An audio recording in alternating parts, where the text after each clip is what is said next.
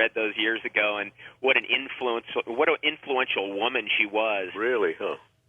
And we're coming to a point now where their ears are open.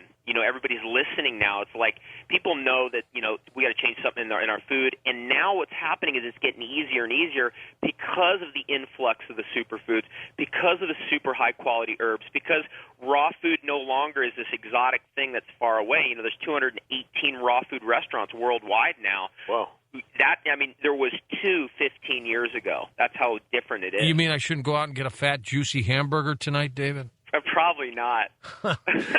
If I remember, didn't we talk about chocolate 3 years ago? Yes, we did, actually. Okay, and that's supposed to be good for you in its natural form, right? Right. All chocolate is made out of a nut called cacao, and that nut is spelled C-A-C-A-O, and that's the most widely eaten nut in the world that nobody actually eats because everybody eats it in its processed form. So what we did with a book I put out called Naked Chocolate about 5 years ago, which is still a really hot book, is just brought that truth to people. Like, hey, you don't have to have the processed stuff. Here, have the original nut. And it's been an absolute sensation. I mean, unbelievable things going on in Hollywood right now just with cacao alone. Isn't it good for the heart? It's excellent for the heart. Cacao is the number one natural source of magnesium of any natural food in the world, and your heart concentrates that 18 times more than any other organ in your body, and even 18 times more than your blood. What about pomegranate? Pomegranate's dynamite. It's about, on the ORAC scale, it falls in at about 100 to 180. Cacao falls in at 621, making it the highest antioxidant food in the world. So now, what's that one, David? I want to remember that. Which one is that? That's cacao. Okay. Falls in at about 621 on the ORAC scale, making it the highest antioxidant food in the world, even higher than red wine, green tea, blueberries, acai, and pomegranate. Christian will go off, David, and do some research on this. Watch. Yeah, I think so.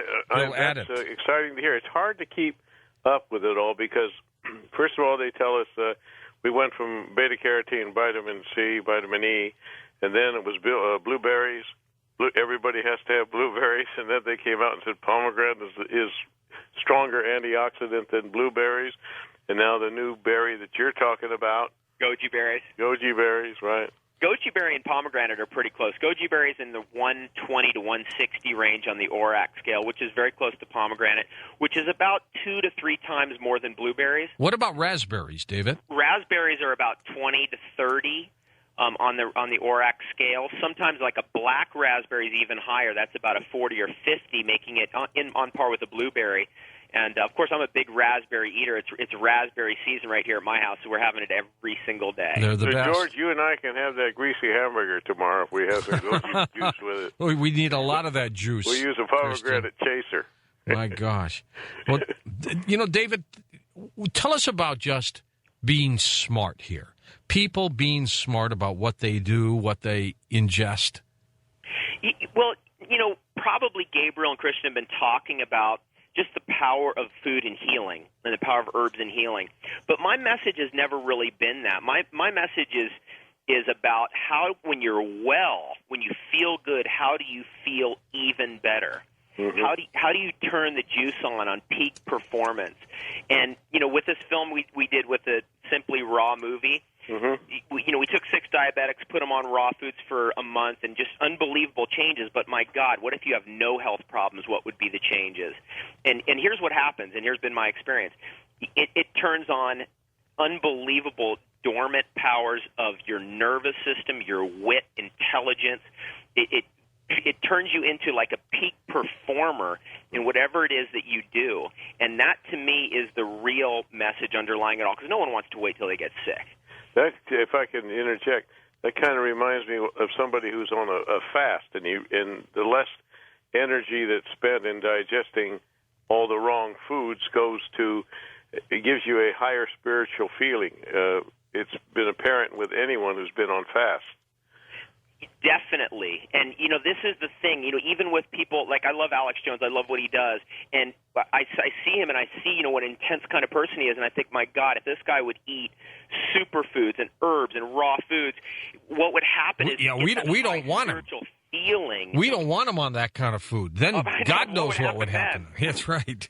But it's that high spiritual feeling of like, all is well in the world. Yeah, there's problems. Yeah, there's this, weird stuff going on. But my God, in your own personal life, you can't be dwelling on that stuff. You got. I agree with what you're talking about. Place. How come we don't hear too much about cures in the media, David? Well, it's the media is controlled, obviously, and that's why your show is so great, George, because you can get these truths out, and media is mostly big companies, but there are a few shows like yours, George, and the Internet that allow people to get access to this stuff. And what's happening is the Internet and your show has blown open the centralized control of the cures, and all of a sudden we're starting to see that, hey, there is no death sentence. There is no, there is an answer to cancer. There are ways to develop great, support structures through your food, through your exercise, through your thinking, so you never get ill, and all that becomes available in the age of information. Mm-hmm. Christian, do you personally watch what you eat? Yeah, I could do a lot better. He's inspiring me. Absolutely. Right on. I mean, coupled with what you know in the supplements you take, if you're eating well, you can't do any better than that. I would say that I eat red meat very rarely. I'm eating an awful lot of vegetables. I'm eating spinach that I never ate before for vitamin K2. And I'm doing a lot of things differently than in the past few years. You know what, Christian? I think everybody is. Mm-hmm. But I do love fruit. All my life I was raised on a farm. Every day I'm eating fruit and vegetables. Well, that's important. Right. David, how about sleep? A lot of people don't get enough sleep. Is that important? It is important, but what Christian was alluding to earlier, the less you eat, the more energy you have, so the less sleep you need. Mm-hmm. Now, that's all well and good, just me saying that, but how do you eat less really? You have to have food that has more nutrition in it so you feel full. Mm-hmm. And that's really, raw food is great, and fruit and vegetables essential, right? And having nuts and seeds, but superfoods and herbs is really where the rubber hits the road, and that's an easier road in for people, so that you get that that real heavy nutrition, but not a whole lot of lethargy behind it. When you talk about nuts and seeds, David, you don't want a lot of salty stuff, right? Yeah, well, I'm talking about like raw almonds, raw cashews, which is my personal favorite, and of course raw hemp seeds, which is, thank God, that's legal in America now. So these are the kinds of super kind of nuts and seeds that we should all be having, not roasted. If people try it, if they try it, they think right off in front, I don't think I'd like to eat that way. Once they try it, they find out that, hey, this is really pretty good, and I do feel better. Last time I was on the show, George, a guy contacted me. He had deadly liver cancer. He was given a couple months to live. Oh my God! He showed up a couple years later, and he told me the story of when he had contacted me, because I'd forgot, and he had completely healed himself just eating raw foods, superfoods, and herbs, and was literally in a state of ecstasy. Imagine if being given a death sentence and then actually healing yourself. He detoxified that liver. Yeah, and the liver is probably one of the most, it's probably one of the most forgiving organs. It is, rejuvenative. And, this is the power of it. So, anybody listening, you just start where you're at. You could take baby steps, but you got to do something different. And we're given a new meaning to ADD. And instead of it being attention deficit disorder, we're now saying it means add. And that means add in the good stuff and let it just crowd out the bad stuff over time. What about a starting program for people, David? How do we wean ourselves into this? The best thing to do is to move towards buying organic food. Education is super critical. Listening to shows like this, watching films like the Simply Raw film, just getting in front of a produce aisle at the organic food store and just going, I don't know what to do, but I'll just pick whatever's here and just figure it out. Adding in superfoods could be something as simple as spirulina, or it could be something like goji berries or the raw chocolate. And then, herbs. Let's simplify herbs for everybody. You don't need 5,000 herbs. All you need is like 4, 5, or 6 of the most powerful. Ginseng, reishi mushroom, maitake mushroom, astragalus, simple stuff like this that you can get in any health food store. You don't need to be a genius. You just need 3 or 4. And to actually take them is when the magic happens. Do you notice how much weight people lose by eating this way? It's phenomenal. I was just, Bill, one of the guys in the film, the Simply Raw film, he lost 32 pounds in 1 month. Like Gabriel Cousens, I guess it helps you if you're a diabetic. Yes, absolutely. I mean, a diabetic condition, type 2 anyway, is really a mineral deficiency syndrome coupled with some toxicity caused by rancid fats, trans fatty acids. Mm-hmm. And once you get that out of your diet, then all of a sudden your blood sugar goes back to normal, everything goes back to normal. I have a woman staying with me right now, and she had a friend, years diabetic, 20 years, 10 days on raw food, boom, everything goes away, goes back to the old food, the problems come back. And that's just good for people to know. I'm not trying to tell people what to do, but, man, we got to have options. David, do you use a lot of brown rice? I eat wild rice sprouted. Mm-hmm. But not very often, occasionally. But I'm a raw foodist, Christian. I've been a raw foodist for 15 years because, I grew up on peak performance technology from Napoleon Hill to Earl Nightingale to all that stuff. And when I found out about raw foods, I wasn't sick, but I thought, man, I want to turn on the juice in my life.